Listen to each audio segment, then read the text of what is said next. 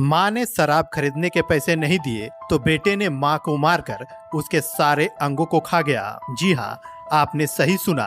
दरअसल यह दिल दहला देने वाली घटना महाराष्ट्र के कोल्हापुर से सामने आई है, जहां लगभग 7 वर्ष पहले यानी 2017 में एक कलयुगी बेटे ने अपनी ही मां का कत्ल कर दिया था और उसके 100 के टुकड़े किए और एक एक अंग को पकाकर खा गया।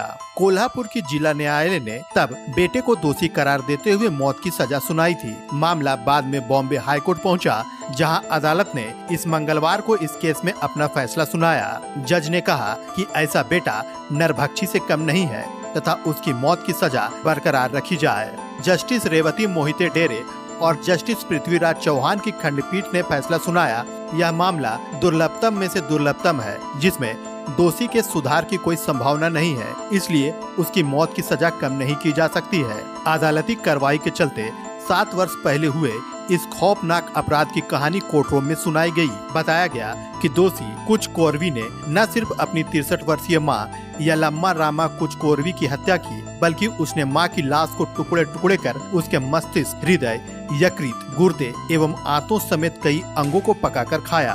अदालत में बताया गया कि नरभक्षी बेटे कुच कोरवी को तब पकड़ा गया जब वह मां की लाश से दिल निकालकर उसे पकाने की तैयारी कर रहा था। अभियोजन पक्ष ने बताया कि जब सुनील कुच कोरवी की मां ने शराब खरीदने के लिए उसे पैसे देने से इनकार किया, तब उसने मां की खौफनाक तरीके से कत्ल कर दिया।